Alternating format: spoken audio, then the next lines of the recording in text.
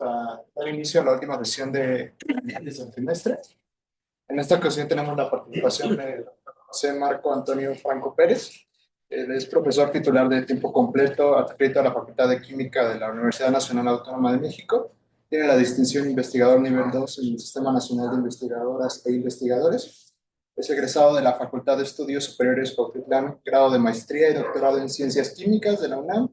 Del 2013 al 2016 realizó dos estancias postdoctorales, una en la Universidad Autónoma Metropolitana Iztapalapa con el doctor José Luis Vázquez y otra en la Universidad de McMaster con el doctor Paul Ayer.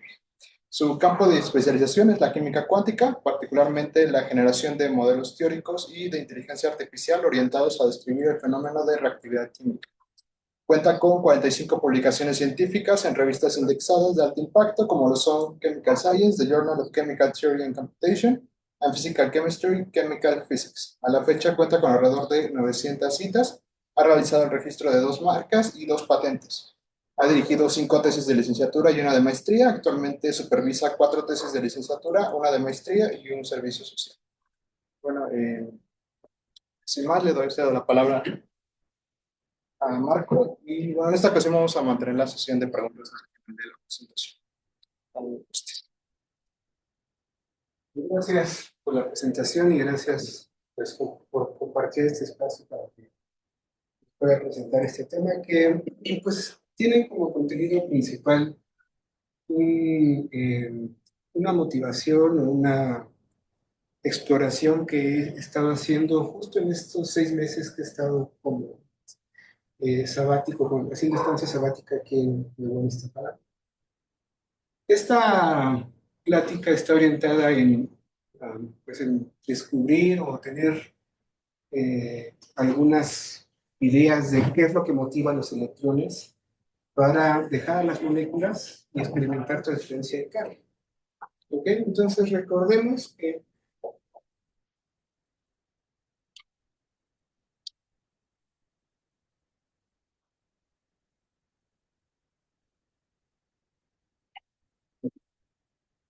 de hecho el fenómeno de transferencia de carga pues está en el corazón de la química. Todas las interacciones que existen entre sistemas químicos se realizan a partir de transferencia de carga hasta cierto nivel, incluso las interacciones débiles tienen una contribución de traslado orbital. Pues la transferencia de carga es fundamental y dicta las geometrías y diferentes propiedades de los sistemas.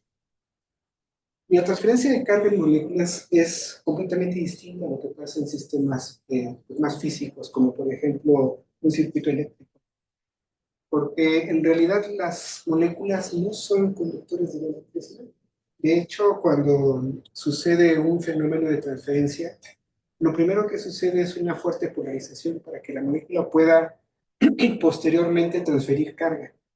Entonces ahí la física detrás de una transferencia de carga en una reacción química es completamente distinta.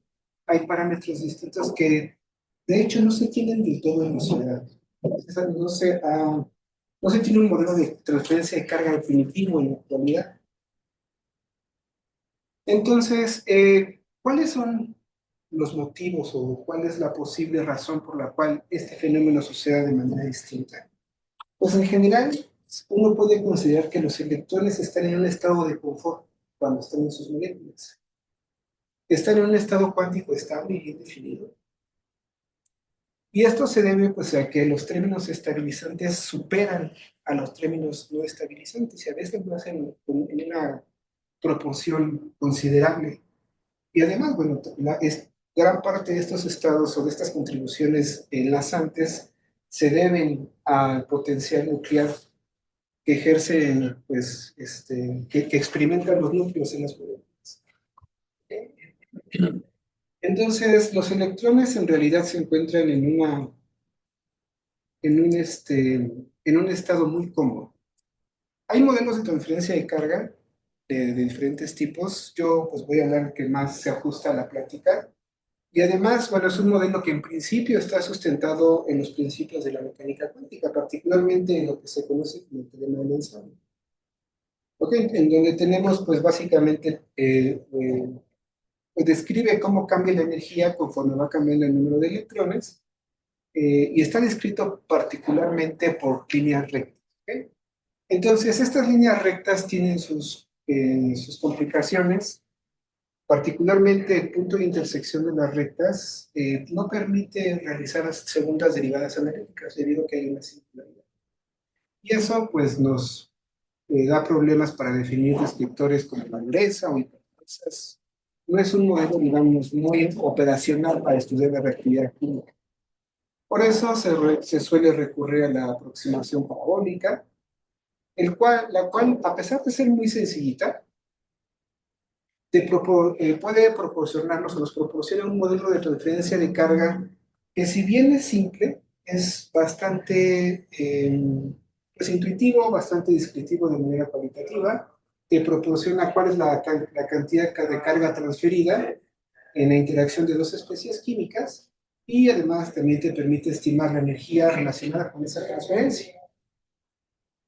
También permite pues, establecer conclusiones relativas al flujo de electrones, donde se sabe que los electrones siempre fluyen de la región de potencial químico más alto a la región de potencial químico más bajo. Y también permite establecer una situación de transferencia de carga, una situación ideal de transferencia de carga, ¿ok? En donde básicamente pues, hay una situación en donde la energía se minimiza, la energía de la parábola. Si en una parábola obtienes un mínimo y la transferencia asociada a ese mínimo, pues constituye o da origen a un descriptor que se conoce como el índice de electrofilicidad.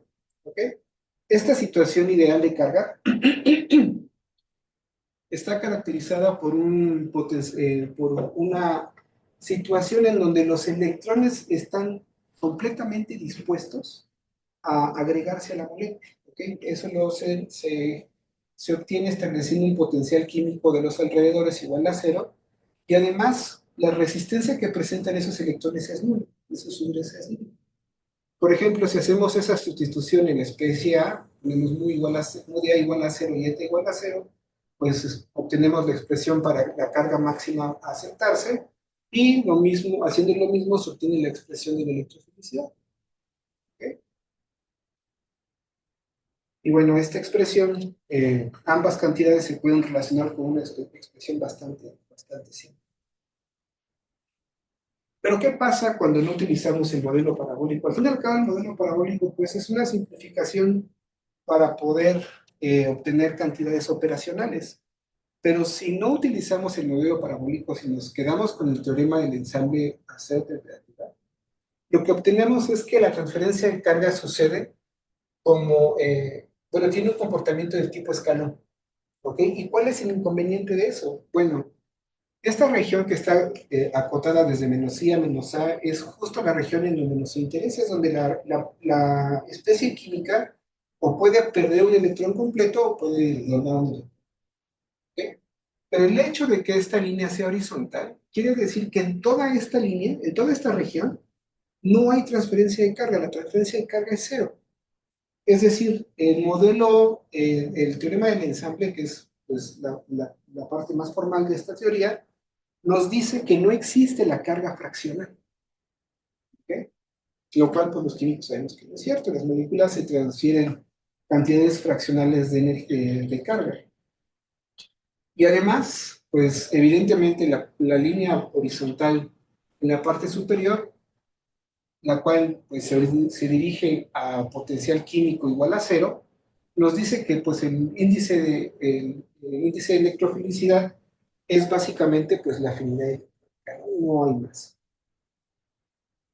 Entonces, evidentemente, este modelo que es el exacto, pues no nos proporciona indicios de cómo en realidad se transfiere la carga entre moléculas. Uno de los marcos teóricos a los cuales nosotros hemos recurrido para estudiar el fenómeno de reactividad es el marco de temperatura finita, que es básicamente, en lugar de trabajar a temperatura cero, aumentamos o imponemos un modelo que nos permita manipular a la temperatura con una variable. ¿Ok? Y eso se realiza pues trabajando con un modelo de ensamble, particularmente el gran ensamble. Y en este modelo, aparte el modelo del gran ensamble para sistemas electrónicos, nosotros tenemos a nuestra molécula. Esta molécula está caracterizada por su potencial químico, que tiene la fórmula de Millikan. Pero, bueno, esta molécula está bañada o está rodeada por un mar de electrones. ¿Ok? Este mar de electrones también tiene su potencial químico que lo caracteriza. Y bueno, como está rellena de electrones, esta molécula puede tanto aceptar como transferir carga hacia el mar de electrones. Y eso se logra pues dependiendo, estableciendo condiciones específicas para el potencial químico. Se le conoce como potencial químico del baño del reservorio, porque es un reservorio de electrones. Si el potencial químico de A es mayor al potencial químico del reservorio, la especie cede. En el caso contrario, la especie dona, y bueno, si es igual a cero, no hay una transferencia neta de carga. ¿Okay? Entonces, de esta manera nosotros pues podemos estudiar fenómenos de transferencia en un modelo de ensamble que pues es relativamente sencillo. Aquí solamente vale la pena recordar que en el ensamble está la variable que nos interesa, que es la temperatura, y la variable de confinamiento, que es el potencial externo que generan los núcleos. Entonces, en este marco teórico nosotros podemos, pues, estudiar qué tan propensas son las moléculas para transferir carga. También es importante recordar que en un modelo de ensamble, todos los observables físicos que están definidos como propiedades medias tienen contribución de cada uno de los microestados que constituyen al ensamble. Okay, por ejemplo, si tenemos cation, anión y neutro, entonces la energía va a ser el promedio ponderado de esas especies. Son lo que se denominan propiedades medias. Y son relativamente importantes, bueno, son muy importantes, pero para nuestros fines, su importancia radica en que sus derivadas respecto a, por ejemplo, el potencial químico del reservorio, o la temperatura, o el potencial externo, generan algo que se conoce como fluctuaciones térmicas. ¿Okay? Esas fluctuaciones térmicas son, de hecho, fundamentales en la termodinámica. Las fluctuaciones térmicas en realidad te indican cómo responde tu sistema cuando le cambias algo, cuando lo perturbas, cuando le pones algo enfrente. Las fluctuaciones térmicas nos permiten darle una interpretación al movimiento aleatorio de las partículas. En sistemas pequeños promueven deformaciones e incluso se sabe que son responsables de las reacciones químicas. Y sistemas pequeños, aquí me estoy refiriendo a escalas nanométricas. Paradójicamente, nunca se ha explorado qué sucede con moléculas, que es ahora nuestro caso. Determinan las transiciones de fase en sistemas grandes y también en sistemas pequeños. Y además, los sistemas cuando interactúan con el entorno pueden almacenar energía. Y generalmente esa energía se queda almacenada justo en la parte de las fluctuaciones térmicas. Por ejemplo, fluctuaciones térmicas, podemos tener fluctuaciones en el número de partículas. Estas fluctuaciones lo que nos indica es qué tan dispersas están las partículas respecto a su valor promedio. ¿Ok? O sea, recuérdense que tenemos propiedades medias. Y entonces, esa propiedad tiene un valor promedio representativo, pero puede estar o muy disperso o poco disperso. Y justamente esa dispersión queda cuantificada por la fluctuación térmica. Y la interpretación que tiene una dispersión o una fluctuación en el número de partículas es que te indica, o es una medida de la cantidad de electrones que están disponibles para ser transferidos al entorno. ¿Ok? Lo que evidentemente indica que las fluctuaciones en el número de partículas están relacionadas con la transferencia interna. Otras fluctuaciones importantes son las fluctuaciones en la energía. Estas nos dicen, o son una medida de la cantidad de energía que puede transferir el sistema a los alrededores. Y bueno, también recibe un nombre en particular, está asociado con una propiedad termodinámica, una de las más importantes, que es la capacidad calórica, que es justo, está relacionado con la cantidad de energía que un sistema requiere para cambiar su temperatura. Y las fluctuaciones en el número de partículas están relacionados con una propiedad química que se llama blandura. entre más blanda es una especie, entre más fluctuaciones haya en su número de partículas, la especie va a ser más propensa a intercambiar electrones. Entonces, utilizando esta formulación, está basada en el gran canónico, nosotros en lo largo de estos años hemos dado respuestas importantes respecto al comportamiento de los sistemas electrónicos. Por ejemplo, hemos resuelto la parte de la N-diferenciabilidad, lo cual te permite definir a todos los descriptores de reactividad química, además de obtener ecuaciones analíticas para todos los descriptores, y aparte nos ha permitido desarrollar descriptores nuevos. Esta N-diferenciabilidad pues te dice qué tanto varía la energía respecto al número de electrones, y la ecuación de la energía en el gran ensamble es esta que está encerrada en azul, que, bueno, su expresión ahorita no es muy importante, pero era una expresión que hasta ese entonces permanecía inédita, no era conocida. ¿Y qué pasa ahora en con la transferencia de carga en el modelo a temperatura finita? Lo que vemos es que, aunque tomemos en cuenta la temperatura, para temperaturas bajas, como por ejemplo la temperatura ambiente, aún tenemos este comportamiento de escalones. Es decir, que incluso incorporando la temperatura, no logramos que el sistema transfiera carga. De hecho, si tú lo cuantificas aquí, algo sale mal, pero si lo cuantificas, la carga transferida es del orden de 10 a la menos 5.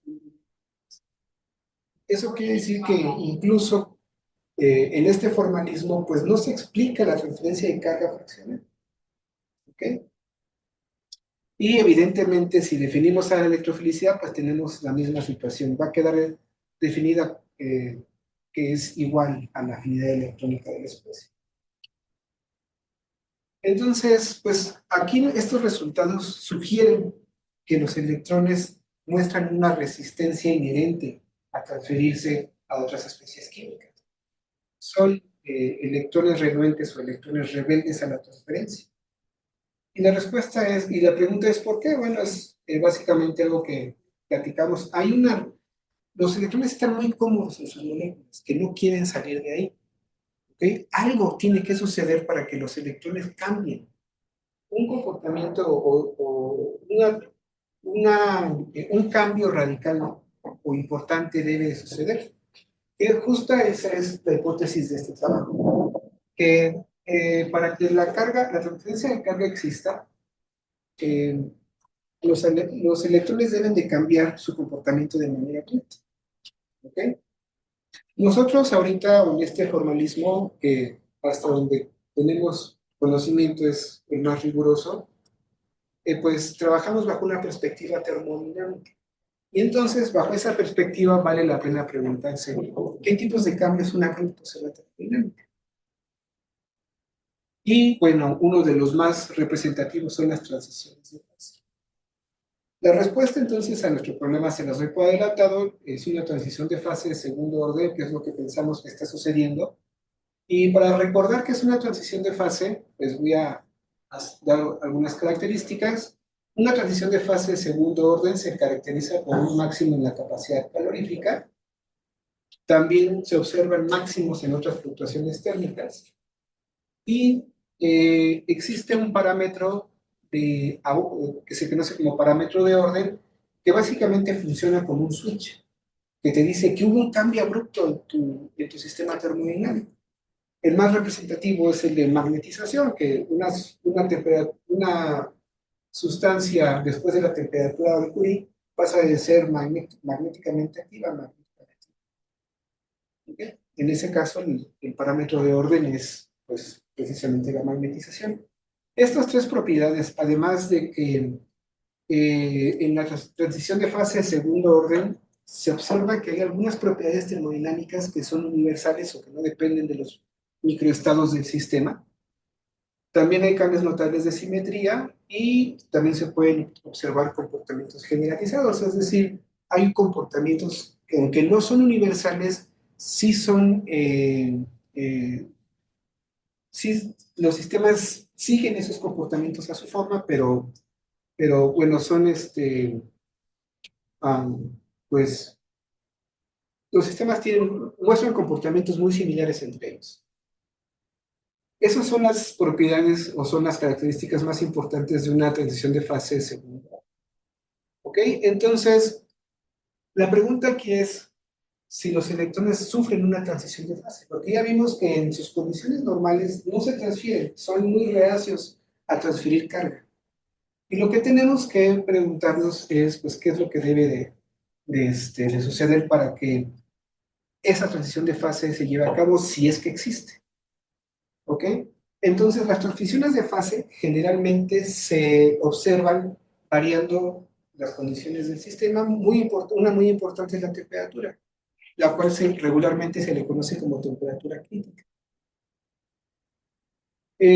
Los electrones, pues aparentemente uno podría pensar que no tienen temperatura, pero de hecho hay diversos estudios que han sugerido que los electrones tienen una temperatura característica, la cual se le suele llamar la temperatura electrónica.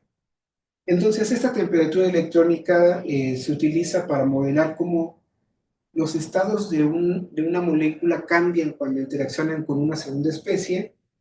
Y lo que se propone es que cuando una segunda especie se aproxima, la energía cinética de los electrones de la molécula aumenta sustancialmente. Y eso genera que la temperatura electrónica aumente. Y bueno, evidentemente esa temperatura electrónica no está relacionada con la temperatura térmica, es otra temperatura, que es una medida de precisamente cómo estos electrones están siendo desplazados de su estado de equilibrio favorito. La temperatura electrónica ya se ha utilizado para varias cosas, como la función para diseñar funciones de localización electrónica, índices de correlación, descriptores basados en teoría de la información y también, pues muy importante, ya se ha utilizado para describir fenómenos reactivos. Entonces, pues la hipótesis de este trabajo es que esta temperatura electrónica puede jugar un papel determinante para describir por qué los electrones no se transfieren y cómo es que sí se podrían transferir los electrones hacia otras moléculas. Entonces, lo que estamos nosotros inicialmente buscando es un máximo en la capacidad calorífica. Tenemos la expresión analítica del modelo molecular que estamos nosotros trabajando, que es un modelo general dependiente solamente de la energía de ionización y la actividad electrónica de la especie.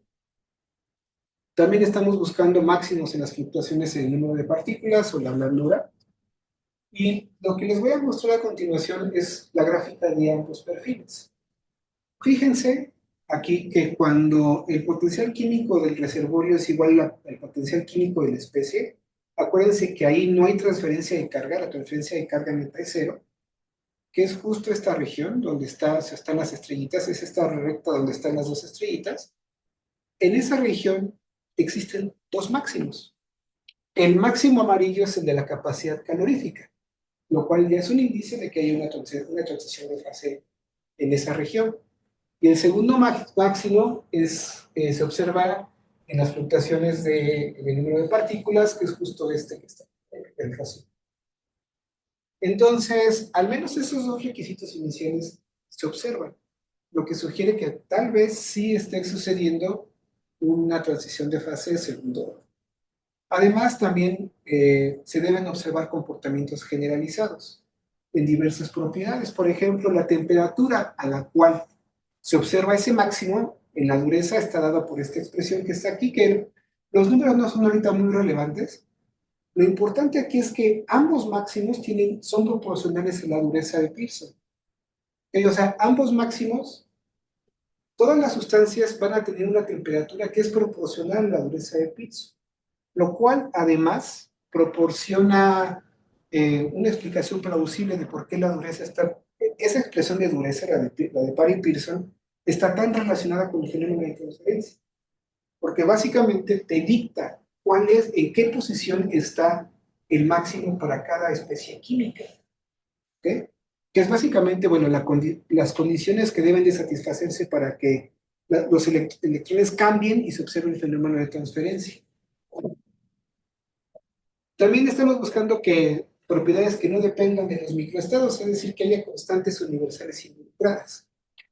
Si nosotros evaluamos las capacidades caloríficas a las temperaturas máximas, a las temperaturas en donde se observan los máximos, lo que observamos es que los valores son universales. O sea, el oxígeno, el neón, una proteína, va a tener exactamente el mismo valor de capacidad calorífica en el máximo. ¿Okay? Son independientes de las especies, son independientes de sus microestados. También hay coeficientes de respuesta, por ejemplo, este que está aquí, que también es independiente de las especies o de la molécula que te interesa a ti estudiar. ¿Okay? Y este coeficiente, de hecho, es bastante particular porque lo que te dice, el resultado, el hecho de que la derivada sea negativa, te dice que las moléculas cuando están en el punto de transición de fase se vuelven más básicas. Todas. ¿Okay? Además, también estamos buscando un parámetro de orden. Acuérdense que el parámetro de orden funciona como un switch. Y esto que está aquí es justamente, este que está aquí es justamente, es la gráfica de la energía como función de la temperatura. Esta es la expresión de la energía, ¿ok? No voy a ahondar mucho en ella, pero hay dos cosas muy importantes a tener en cuenta. El primer término, que es el término de transferencia de carga, este no es importante ahorita, porque acuérdense que estamos en la condición en donde el potencial químico de la especie y el potencial químico del reservorio es el mismo. Ahí no hay transferencia de carga. ¿Okay? El único término que sobrevive es este que está aquí. Entonces, esta gráfica en negro es de este término que está en rojo en la ecuación. ¿Okay? Pero además, si integras a la capacidad calorífica, lo que obtienes es el calor transferido, y ese calor transferido tiene exactamente la misma, eh, la misma expresión matemática. Lo que uno puede entonces inferir es que este término, de hecho, es el responsable del cambio de energía por transferencia de calor, y este término que está aquí es el cambio de energía, o el término en negro, pues, es el responsable del cambio de energía cuando hay transferencia de electrones. Y además, también, pues, el calor transferido es una propiedad generalizada, ¿no? Tiene un coeficiente que es universal multiplicado por una propiedad que es específica de cada molécula. Este parámetro de orden pues básicamente nos indica cuál es la cantidad de energía necesaria para promover la transferencia de carga electrónica.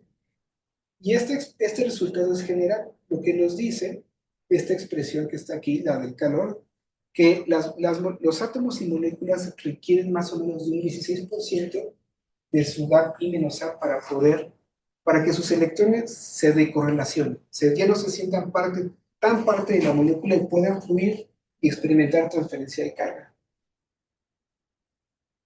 ¿Y por qué utilicé la palabra decorrelacionar? Bueno, hay que recordar que el GAP I menos A precisamente es una medida de la correlación electrónica, no solamente de la correlación dinámica o de la correlación estática, sino también de la correlación neta que hay entre electrones y los núcleos con los electrones. Entonces, aparentemente lo que está sucediendo es que en el cambio de fase, los electrones pasan de un estado no correlacionado, de un estado decorrelacionado de un estado correlacionado a un estado parcialmente correlacionado. ¿Okay? Y este estado decorrelacionado es en donde se observa la transferencia. Entonces, como consecuencia de todos estos resultados que hemos obtenido, lo que podemos inferir es que, bueno, el máximo de blandura se necesita porque justamente entre mayor sea la blandura, mayor es la cantidad de electrones que están disponibles para la transferencia. ¿Okay? El parámetro de transición nos indica cuál es la energía, de cuánto es la energía necesaria para que los electrones se transfieran, y además el máximo de la capacidad calorífica nos dice que toda esa energía pues, se almacena en las fluctuaciones precisamente las fluctuaciones en la energía. Y hay que recordar un resultado algo que se infiere de manera muy directa e importante, es que como todo es a potencial químico, en potencial químicos iguales, de hecho, aquí no hay transferencia de carga, lo que indica que la transferencia de energía, de hecho, sucede antes que la transferencia de carga. Las moléculas, antes de transferirse electrones, primero se transfiere energía para promover este cambio. Y de esa manera, una vez que, digamos, los electrones están más predispuestos, son más blandos, entonces el fenómeno de transferencia de carga se lleva a cabo. Y además, gran parte de las propiedades que vimos en esta transición de fase son proporcionales a la dureza de paréntesis, lo que, bueno, nos indica que hay una relación directa entre esta cantidad y la capacidad que tienen los electrones para transferirse. Bueno, y una vez que, a pesar de que ya le dijimos que pues sucede un cambio abrupto del comportamiento electrónico, no hemos hablado nada de la transferencia de carga. Entonces, ¿qué pasa una vez que esta etapa de calentamiento se llevó a cabo? Lo que nos muestran nuestros resultados es que la transferencia de carga, o sea, después de que se calientan los electrones, entonces pueden fluir. Pero a medida que van fluyendo, estos electrones empiezan a enfriar. Y para ello, pues, nosotros encontramos algunos principios de extremo que justifican dos cosas. ¿Cómo es que la transferencia de carga se lleva a cabo? Y además, ¿qué pasa con esta energía? ¿Qué pasa cuando los electrones van fluyendo? Porque pues, está en un estado muy caliente y las moléculas cuando no están transfiriendo carga, no están en un estado de alta temperatura. Entonces vamos a hablar de estos tres principios que son, los tres son demostrables, no vamos a ver el procedimiento teórico, pero existen. El primero, por ejemplo, el principio de mínima blandura, que tiene un equivalente, o que es casi equivalente con el principio de máxima dureza. Acuérdense que lo que nos dice el principio de máxima dureza es que cuando las moléculas se forman, son los más duras posibles. Entonces, esta es la etapa de calentamiento. Esta es la gráfica de la dureza en función del número de electrones. Entonces, esta es la etapa de calentamiento. Una vez que llegamos al máximo, entonces es evidente que cuando la molécula transfiere carga y se vuelve neutra, va a alcanzar un estado de mínima blandura. ¿Okay? Es, digamos que una demostración gráfica demasiado simple. Sin importar cuál sea la cantidad de carga que transfiera, cuando se forma la nueva especie va a estar en un estado neutro, con un estado con número de electrones entero. Y en esos estados en particular, la blandura siempre tiende a ser. Entonces, pues la demostración del principio es visualmente muy directa. Entonces, la nueva especie formada siempre se encontrará en su máxima dureza o en su mínima blandura. Ahora, el otro principio es más interesante. El otro principio lo que nos indica es que a medida que los electrones se van transfiriendo, los electrones, lo que vamos a observar es que la energía va perdiéndose, la energía se va disipando, pero y para compensar esa pérdida de energía, los electrones siempre van a ir buscando la máxima blandura, para estar así, para seguir siendo lo suficientemente blandos, estar lo suficientemente dispersos para poder seguir transfiriéndose, para mantener el proceso de transferencia de carga. Entonces, conforme el proceso de transferencia se lleva a cabo, la blandura del sistema va aumentándose o va incrementando. Entonces, en el proceso de transferencia de carga, la trayectoria siempre es aquella que mantiene la blandura en su máximo. Y finalmente tenemos el principio de igualación de potenciales químicos, que lo que nos indica es que una vez que la transferencia se lleva a cabo, fíjense que aquí seguimos un camino en donde la blandura va aumentándose. Esta gráfica es ligeramente diferente a la anterior, en que ahora estamos graficando la blandura como función del potencial químico del reservorio. ¿Okay? Por ejemplo, aquí en el potencial químico azul, en esta región, ahí no hay transferencia de carga porque el potencial químico del reservorio y de la especie son las mismas. Entonces es en esta región en donde observamos la etapa de calentamiento, que llegamos hasta el punto de transición. Una vez que ya los electrones están dispuestos para la transferencia, esta sucede siguiendo la trayectoria de máxima dureza. Y una vez que bueno, cambiando las condiciones del... Acuérdense que para que haya una transferencia de carga debe de haber una diferencia entre el potencial químico del reservorio el potencial químico de la especie. Y esa transferencia de carga termina una vez que estos dos potenciales químicos son iguales. ¿Ok? Ahora, cuando los potenciales químicos se igualan, fíjense que la temperatura no es cero. La temperatura en este caso, por ejemplo, será de unos 10.000 kelvin. O sea, la molécula se mantiene todavía caliente. ¿Ok? Pero ahí ya no puede perder energía por transferencia porque pues los potenciales químicos ya son iguales.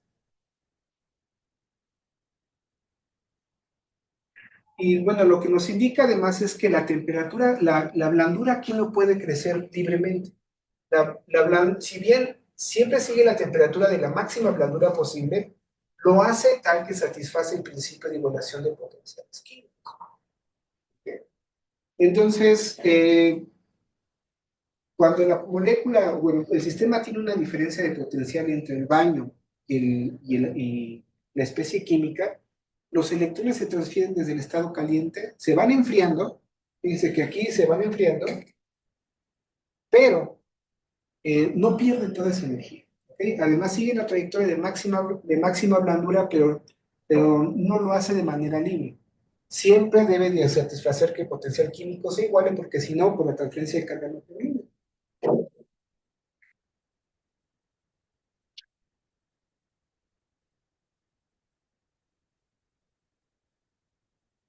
Déjale apretado.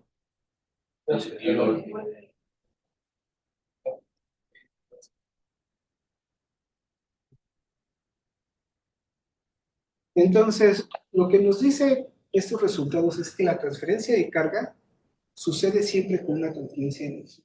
¿Okay? Los electrones pierden energía, cae la temperatura y la transferencia de carga se mantiene. Para compensar esta pérdida de energía, los electrones siguen buscando la máxima dureza posible. Es lo que llamamos entonces el principio de la trayectoria de máxima blandura. Se mantienen lo más blandos para que la transferencia de carga suceda a expensas de perder energía. Una vez que se igualan los potenciales químicos, ¿qué pasa con esa energía remanente? Pues se debe de disipar. Y lo que vamos a ver es que esta energía se disipa hacia los alrededores en forma de calor, y lo cual, pues, una vez que la especie está formada, ahora sí obtiene su estado de máxima dureza. Y bueno, este último enunciado se puede ver en esta expresión que está aquí. Acuérdense que tenemos una expresión que es la responsable de la transferencia de carga, que es la expresión en azul, y la expresión en rojo, que es la responsable de la transferencia de calor. Pero cuando los potenciales químicos se han igualado, este término, el término responsable de transferencia de carga, ya no puede contribuir a la energía.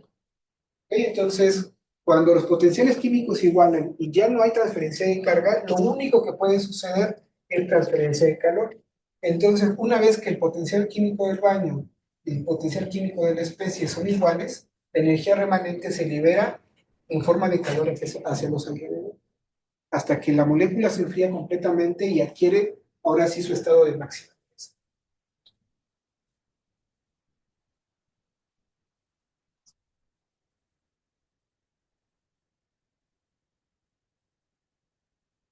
Entonces, estos resultados en general se pueden englobar en un semiciclo de transferencia de carga.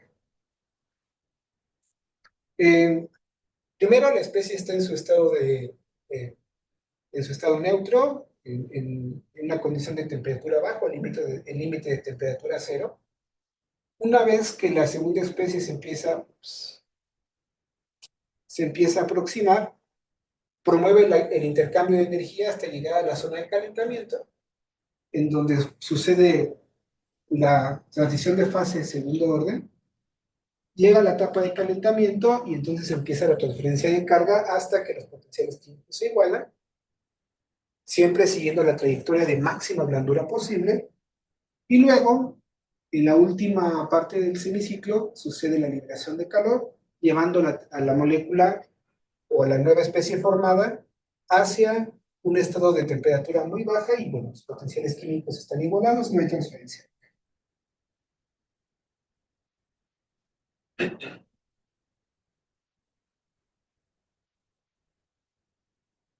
Esta gráfica que está aquí es la gráfica de la temperatura como función del potencial químico, siguiendo ya sea el principio de igualación de potenciales químicos o el principio de la trayectoria de máxima blandura. Eh, es decir, aquí lo que se permite es que la temperatura crezca tanto como quiera, la blandura crezca tanto como quiera, y aquí, bueno, se tiene que respetar el principio de igualación de potenciales químicos.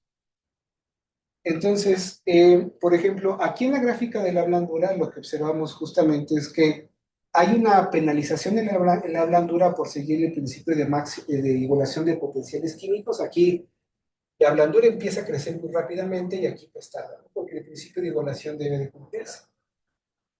Ahora, la gráfica de la energía, lo que podemos ver, la roja es cuando seguimos el principio de igualación, la azul es cuando dejamos que la blandura crezca tanto como quiera. La energía particularmente tiene un comportamiento parabólico, se asemeja al comportamiento del modelo de Parry-Pearce. Y este que está aquí es la gráfica de la carga transferida como función del potencial químico del baño. ¿Sí? Recordemos que la roja es la igualación de potenciales químicos y la azul es la de máxima blandura. Y lo que observamos es que esta gráfica en particular, la de la línea roja, tiene un comportamiento lineal. ¿Ok? Y entonces uno puede escribir la ecuación de la recta de la carga transferida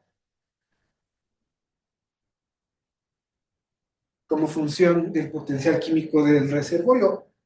Acuérdense que ese es el potencial químico de mi especie en particular, de la que yo estoy interesado en estudiar, y estos son los alrededores. Los alrededores bien podría ser otras moléculas que están rodeando a mi especie química. Entonces, de alguna manera, me indica cuál es la carga que transfiere mi especie química por la interacción con alguien más. ¿Ok? Fíjense que esa ecuación es básicamente la misma que la que se obtiene con el modelo parabólico. Aquí no aparece esta blandura porque el reservorio no tiene dureza, los electrones no son renuentes a transferirse, pero básicamente es la misma ecuación. Ahora, si recordamos que la condición ideal de transferencia de carga es la del potencial químico del baño igual a cero, es decir, quitamos este término, lo que obtenemos es la misma expresión que la que se obtiene con el modelo parabólico. Ahora, nosotros podemos insertar este valor en la expresión de la energía del potencial gran canónico, en la expresión analítica, y lo que vamos a obtener es un término que es igualito al que se obtiene con el modelo parabólico, más un término adicional. Si nosotros simplificamos, lo que obtenemos es esta expresión que está, ¿no? Que se parece al del modelo parabólico, pero no tiene el potencial químico al cuadrado, sino lo que tiene es el potencial químico multiplicado por la afinidad electrónica. Y eso pues hace sentido, porque recordemos que la electrofilicidad nos indica la capacidad que tiene una molécula para aceptar cargas. Y el hecho de que aparezca aquí la afinidad electrónica pues hace más sentido, que es justamente la propiedad de la molécula asociada con su capacidad para aceptar carga electrónica. Y bueno, de hecho, las expresiones finales son básicamente las mismas. La electrofilicidad parabólica tiene el potencial químico, la electrofilicidad del gran canónico tiene a la afinidad.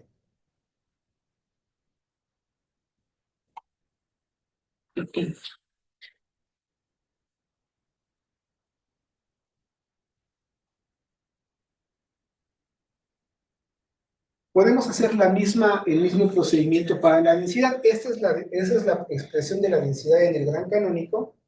Si hacemos la misma álgebra, lo que obtenemos es una expresión, pero ahora para la electrofilicidad local. O sea, podemos obtener ambas expresiones. Finalmente,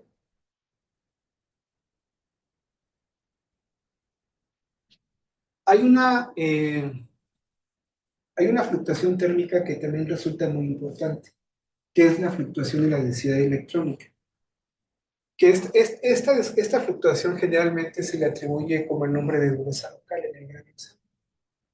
Acuérdense que las fluctuaciones nos dicen cómo se dispersan las propiedades en términos de su propiedad, de su valor promedio, el valor esperado. Por ejemplo, a bajas temperaturas, pues básicamente vamos a tener la densidad de la molécula tal cual, recordando que en esas condiciones la molécula es inerte, pero cuando estamos en la temperatura de transición, la dispersión de la densidad es máxima. ¿Ok? Justo, de hecho, para que en esta zona, o en esta condición, es donde es más probable que exista el traslado orbital, porque están dispersos. No hay transferencia de carga, pero el hecho de que la densidad esté demasiado dispersa puede favorecer al traslado orbital entre las especies químicas. Cuando llegamos o durante el proceso de transferencia de carga hasta llegar a la temperatura de igualación, lo que vamos a obtener, a observar, o que se podría observar, es que ese fenómeno de transferencia se lleva a cabo justo en los orbitales traslapados. Es decir, aquí se traslapan, en la zona, en el caso amarillo, hay traslape, pero aún no hay transferencia de carga, porque los potenciales químicos aún, pues no hay una diferencia de potenciales químicos netas. Pero una vez que empieza el fenómeno de transferencia y la diferencia de potencial químico toma el control de la transferencia de carga, esa transferencia de carga se va a realizar justo en los. Cuando la molécula va de regreso, se libera el calor. Los orbitales traslapados ahora están ocupados, lo que cristalizaría el enlace, lo que al final sería cuando se formaliza el enlace químico.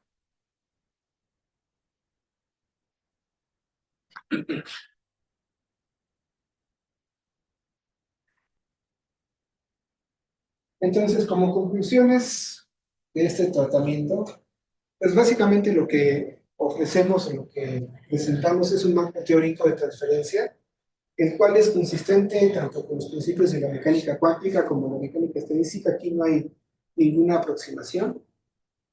Y lo que sugiere este tratamiento es que los electrones sufren un proceso que se asemeja a una transición de fase de segundo orden para poder transferirse.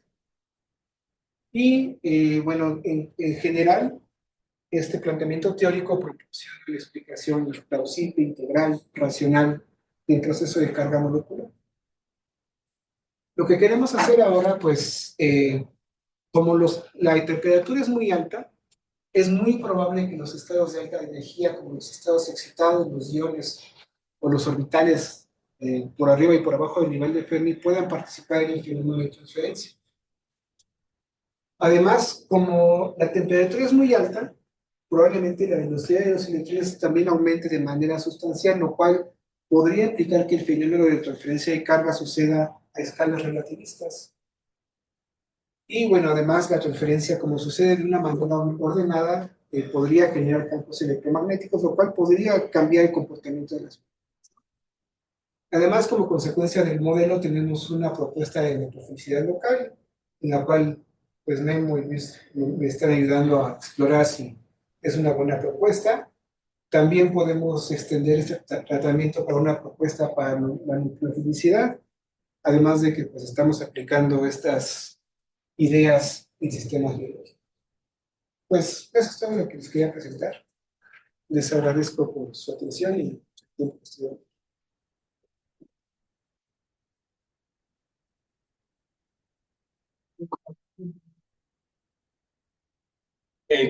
Muy interesantes. Eh, Solo tengo algunas confusiones en términos probablemente de lenguaje. Porque o sea, trasladar todo el lenguaje termodinámico al mundo cuántico creo que no es trivial. Entonces, una de las primeras cosas que me gustaría que aclararas es el calor desde el punto de vista cuántico. Porque hablas de transferencias de calor y bueno, de hecho también hablas de capacidad calorífica. Y entonces, ¿cómo entenderemos, cómo podemos entender el calor a este nivel, ¿no? Sí. Bueno, cuando tenemos un sistema, digamos, termodinámico tradicional, eh, pues tenemos varios grados de libertad, ¿no? Donde se almacenan energía. Y algunos grados de libertad almacenan cierto tipo de energía, que es lo que se denomina calor, que a nivel macroscópico, pues se relaciona con el calor que se transfiere en determinadas condiciones, como por ejemplo condiciones de presión constante. Desde el punto de vista electrónico, denominamos a la capacidad o sea, lo denominamos capacidad calorífica por dos motivos. El primero es porque su definición matemática es la misma, que básicamente pues, es la derivada de la energía con respecto de la temperatura, y en lugar de presión, pues tenemos, ya sea, o en lugar de volumen, tenemos el potencial externo constante. ¿Ok? Esa expresión, pues es la idéntica. La otra de la termodinámica normal, la energía con respecto a la temperatura, volumen constante, pero el volumen es el parámetro de confinamiento. Pero son energías libres, ¿no? Las que deberían de ir ahí. Son, bueno, ¿No? Para la capacidad calorífica, termodinámicamente, es la energía interna. la energía interna. ¿Ok? Ahora, justamente esa energía es la que se transfiere cuando se mantienen condiciones específicas, que son potencial externo constante y potencial electrónico del baño, potencial químico del baño constante. Esa es la energía que se transfiere bajo esas condiciones. Cuando hablamos de transferencia de energía desde el punto de vista termodinámico, esencialmente lo puedo entender en términos de excitaciones de vibraciones o cambio en la energía cinética, choques, y ahí en todo eso es como los procedimientos de transferencia de energía. Pero en el caso de los electrones, ¿qué mecanismo tenemos para transferencia de energía? Bueno, o sea, el primero más directo es un incremento en su energía cinética. O sea, los electrones cuando experimentan a una segunda especie, su energía cinética puede elevarse. De hecho, en el fenómeno de polarización es probable que haya una modificación sustancial de su energía cinética. Ah, sí, eso lo veríamos como una excitación, ¿no? Pasar otro orbital. Porque Bueno, si no, son dos cosas diferentes, pero las dos están relacionadas. porque si cambias la energía cinética, no estarías cambiando el estado electrónico del sistema. O sea, vamos a recordar que en un modelo termodinámico la energía cinética pues va a ser igual a la suma de los posibles estados con sus energías cinéticas individuales, ¿no?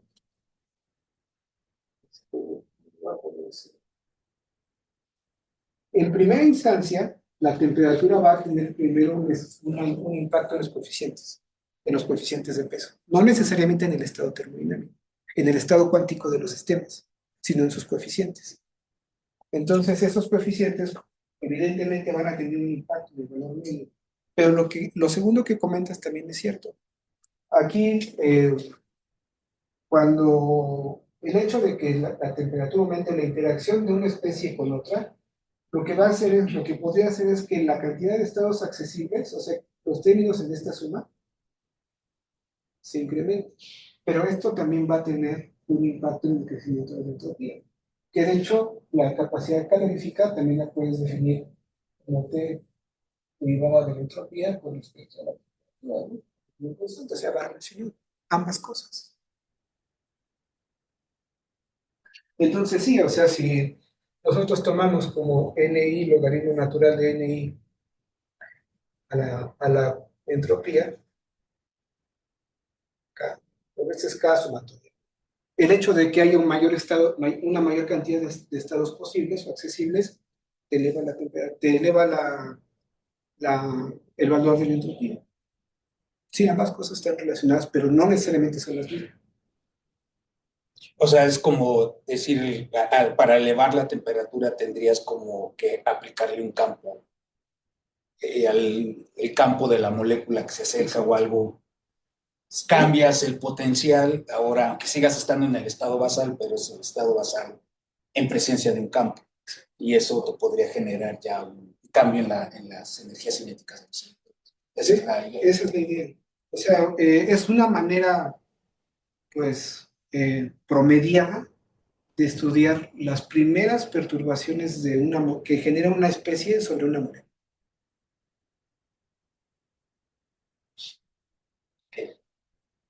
Y entonces, cuando en tus gráficas de capacidad calorífica que haces, ¿cómo calculas la capacidad calorífica? Ahí hay que resolver justo la derivada que puse. Pero es de energía total. Es energía total la que va ahí. Es la energía total, sí, la energía del ensayo. O sea, si uno la expresión no es tan sencilla. El procedimiento no es trivial, sí, eso sí, pero se pueden obtener, o sea, se puede hacer las derivadas. De hecho, la primera parte de esa equivalencia consiste en demostrar que la derivada existe.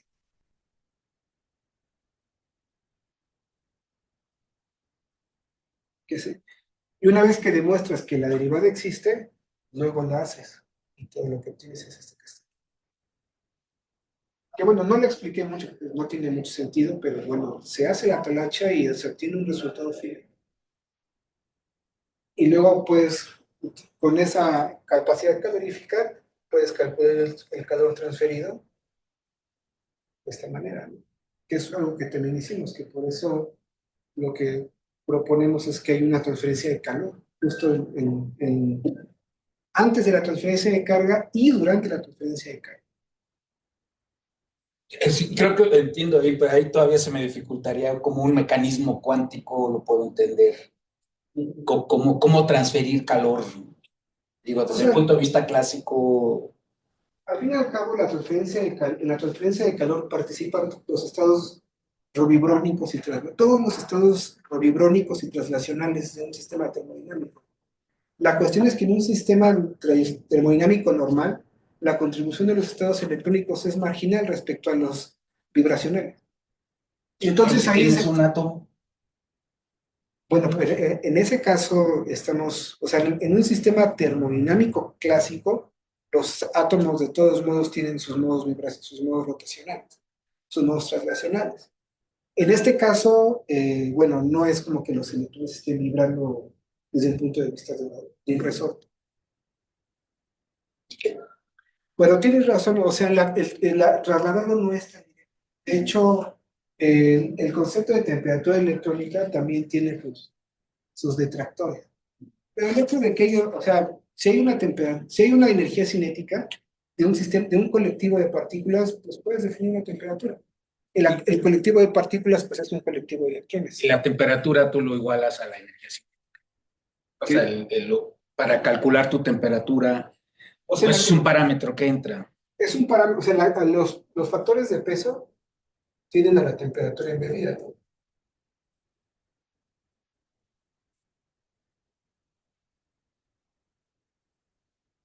La temperatura en principio, tú la estableces porque es una de tus variables libres del ensayo. Tú puedes ponerle la temperatura que quieras y calcular los factores de peso y entonces obtener las propiedades promedia y también las fluctuaciones térmicas. Aquí las condiciones de temperatura específicas no las imponemos directamente, sino son aquellas que maximizan a la capacidad calorífica y a las fluctuaciones de las partículas. O sea, tú echas la derivada y lo vas a cero y encuentras la temperatura a la cual le corresponden esos extremos. Y esas son las temperaturas justamente que estamos viendo. La temperatura, cuando dices temperatura, ¿es la temperatura electrónica o la temperatura clásica? En este caso debería ser la temperatura electrónica. Porque de otra manera, o sea, si tú dices, bueno, mi vaso de precipitado está a 300 grados centígrados, ahí no pasa nada. Está a 300 Kelvin, ahí no pasa nada. O sea, el modelo de ensamble lo que te predice es que no hay transferencia de carga. O bueno, 10 a la menos 50, pero pues eso es nada. Bueno, entonces en la primera gráfica donde tú tienes los escalones a temperaturas muy bajas, digamos, ambiente, esa es la temperatura electrónica. O sea, en la primera gráfica es solamente cómo se comporta. Estoy yendo hacia adelante o hacia atrás.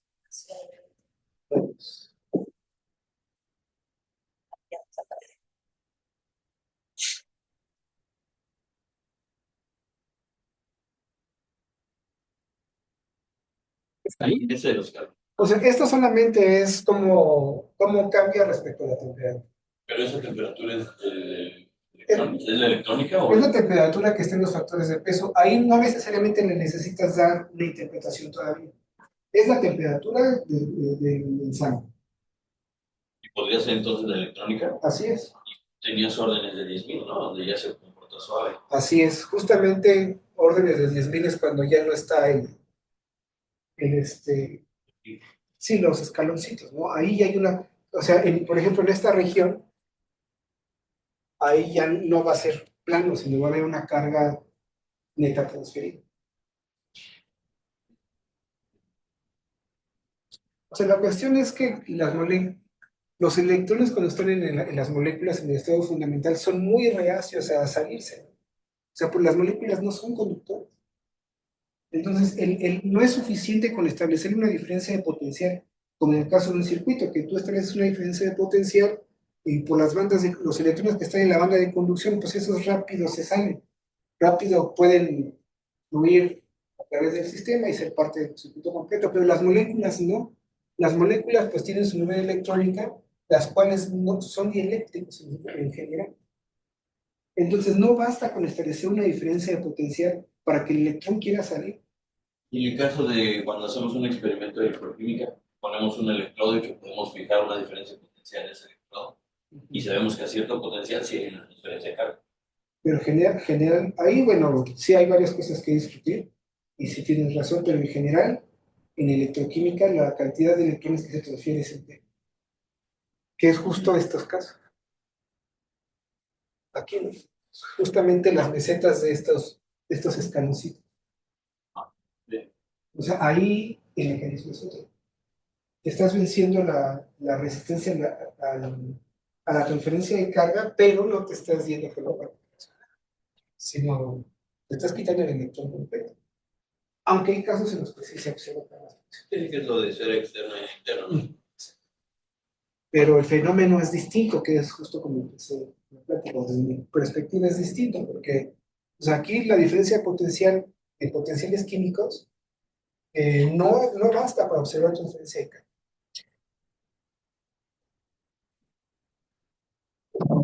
Eso es Algo debe de, porque las moléculas no son como, algo debe de suceder y lo que, pues, lo que sugiere toda esta talacha es que pues, cambian de fase. Entonces, la evidencia numérica y teórica y algebraica es esa. Pero bueno, como dice Juez, hacer una traslación de la termodinámica normal a un sistema electrónico no es directo. Pues, bueno, con una explicación tal vez a lo que se refiere el calor en este caso, porque ciertamente los mecanismos clásicos Sí, no operan aquí, ¿no? Sí, sí. Más tiene esta solución en analogía. O sea, realmente estás utilizando la maquinaria de la termodinámica clásica y viendo que sí aplica para estudiar el comportamiento. Bueno, nada más que simplemente es otra temperatura, es otro calor, las transferencias de energía serían otro fenómeno. Pero realmente, o sea, la maquinaria funciona y describe otros fenómenos. Esto es como siempre lo nombro yo. Me estoy robando la maquinaria de algo que se sabe para describir algo que no se tiene certeza. Que sí, es de hecho lo que hacemos. Estamos haciendo un robo ahí de la maquinaria de la termodinámica estadística. Justo. Así lo es. No, más son ecuaciones de equilibrio. Y mientras sea un sistema en equilibrio, un colectivo de partículas en equilibrio, debería de tener pues, ciertas equilibrios. Si ya no hay más duda. Nada más la última, si pareciera ser que pierdes la cuantización en las transferencias de energía. O sea, se vuelve un continuo. No tienes una O sea, cuando tú tienes transferencias de energía a 0 grados Kelvin, a una temperatura de 0, tienes brincos, ¿no? Energéticos. Así es. Y todo esto te dice que una vez que aplicas la temperatura, tienes transferencias continuas. Entonces estás perdiendo la naturaleza cuántica de la energía, de las transferencias de energía. Pues, yo no había pensado de esa manera. O sea, uno recuerda siempre que en las estadísticas de Fermi-Dirac, cuando incrementas la temperatura, justo sucede ese tipo de fenómeno. No sé, pareciera que sí. Yo no sé si no creo que lo está perdiendo. O sea, pues es precisamente la gráfica de escalón que está mostrando la naturaleza cuántica. Simplemente que a altas temperaturas, pues sí, todo se ve. Bueno, lo que pasa es que a altas temperaturas los electrones, o sea, sí, los electrones ya no están siendo parte de los estados ligados moleculares, están siendo parte, y eso podría implicar que la naturaleza cuántica de hecho está. Porque justamente la parte de energía, el análisis de la energía, la parte del calor, lo que te dice es que los electrones se decorrelacionan parcialmente de los estados ligados moleculares, o sea, salen. Una vez que salen a los estados continuos, pues pareciera que podría ser que sí estés perdiendo parte de la naturaleza cuántica del sistema electrónico. Pero siempre y cuando sea lo suficientemente grande. Así es. O sea, es parte de la discusión.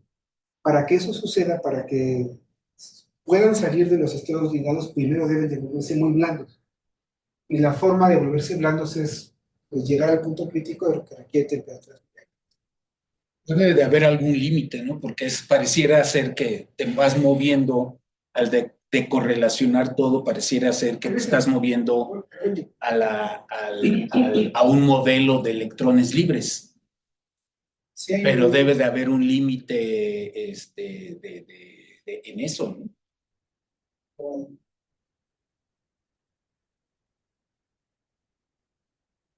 que es justo otro resultado que no platiqué, pero bueno, sí existe. Está. Justamente esta es la línea de calor, y esta línea de calor más o menos llega como a 0,66 o sea, después de eso ya no acepta más, ya no acepta más energía el sistema. O sea, ya llega ahí y ya el sistema no, bueno, puede que le ocasiones cambios físicos más que químicos, como está ahí adentro de una estrella, pues ya no.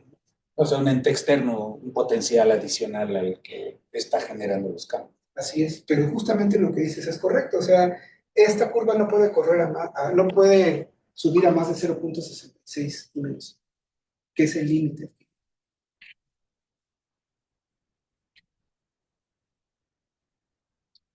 Gracias, Marco, por tu presentación. Tenemos tu constancia. Pero ya la rayaste.